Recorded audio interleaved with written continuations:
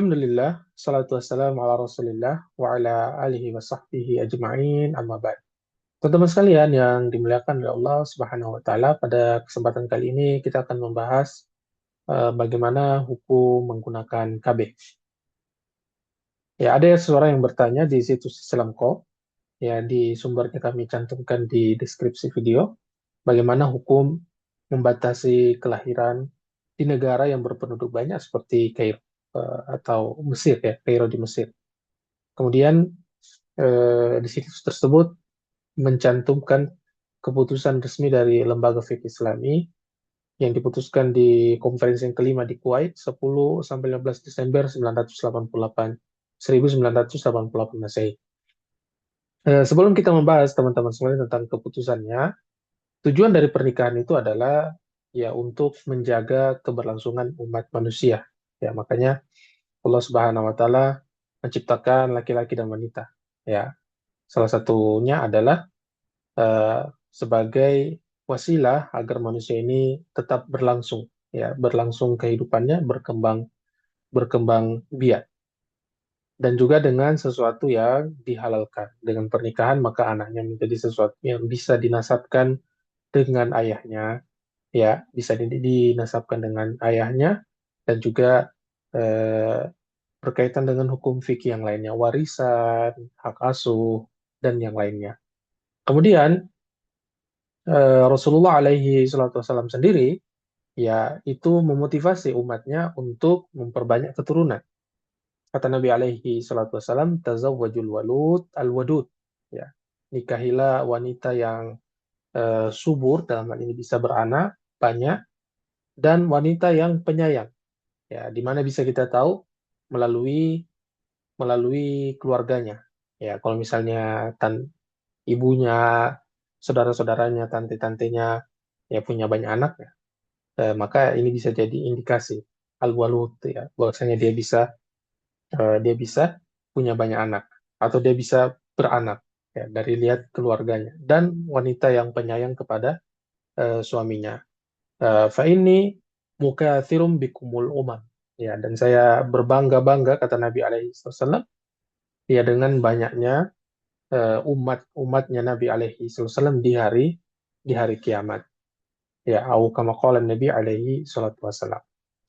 Kemudian teman-teman sekalian, menjaga keturunan ini ya termasuk dari maqasid syariah atau daruriyatul khams, yaitu hibzu an-nasab, ya, menjaga keturunan, ya, dengan pernikahan maka anak itu ya dia bisa dinasabkan dengan ayahnya, ya, dengan ayahnya, dan ini sangat penting. Makanya zina dilarang karena anak yang lahir dari perzinahan itu tidak bisa dinasabkan, disandarkan kepada ayahnya, dan dia tidak mendapatkan harta warisan dan juga permasalahan-permasalahan yang lain. Ya, nasallallahu al-afiyah wassalam.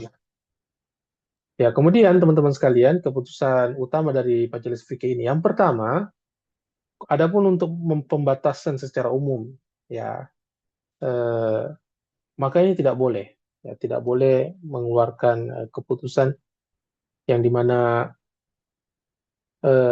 membatasi suami istri, sepasang suami istri untuk melahirkan, ini tidak boleh. Kemudian yang kedua, ya, menghentikan melahirkan, ya, kemampuan untuk reproduksi, sistem reproduksi secara permanen, atau seperti kita dengan vasektomi atau tubektomi, baik itu laki-laki ataupun perempuan, sehingga dia tidak bisa lagi punya anak, ya, karena sudah mungkin diputus eh, bagian untuk reproduksi sistem reproduksi pria dan wanita, ya, kecuali ada kebutuhan darurat di sini, maka ini juga tidak boleh, ya, ini juga tidak boleh, baik laki-laki ataupun perempuan. Kemudian yang ketiga, adapun untuk pengaturan sementara dalam hal ini, ya, untuk mengatur jarak, ya, dan ada kebutuhan syar'i, ya, dan juga berdasarkan kesepakatan, ya, suami istri, kemudian tidak membahayakan, ya, KB-nya tidak membahayakan dan juga tidak mengganggu kehamilan yang ada, maka ini diperbolehkan, ya, bukan untuk menunda atau tidak tidak mau punya lagi, tapi dalam hal ini sesuai dengan kebutuhan syar'i untuk mengatur jarak. Maka ini berdasarkan keputusan majelis fikih tadi diperbolehkan. Ya, akan tetapi teman-teman sekalian, ya ada syarat-syaratnya. Ya, pertama ada kebutuhan syar'i, ya. Kemudian kesepakatan dari suami istri, ya tidak membahayakan, ya, dan cara yang disyariatkan, ya bukan sesuatu yang diharamkan dan tidak mengganggu kehamilan. Sehingga teman-teman sekalian, sebagai kesimpulannya, apabila untuk membatasi secara umum maka itu haram. Apabila sterilisasi permanen seperti vasektomi atau tubektomi tanpa darurat, ya tanpa ada sesuatu yang dibutuhkan itu secara syar'i, maka ini juga haram.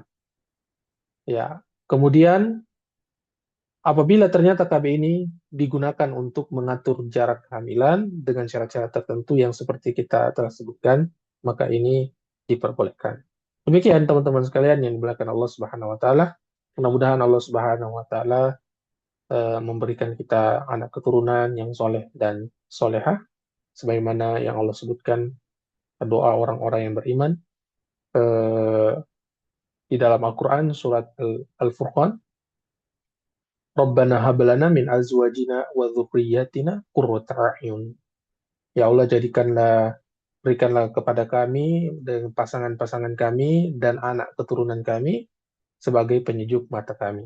Waj'alna lil muttaqina imama, dan jadikanlah kami pemimpin bagi orang-orang yang bertakwa. Sekira demikian teman-teman sekalian. Sallallahu ala nabiyina Muhammadin wa ala alihi wa sahbihi wasallam. Assalamualaikum warahmatullahi wabarakatuh.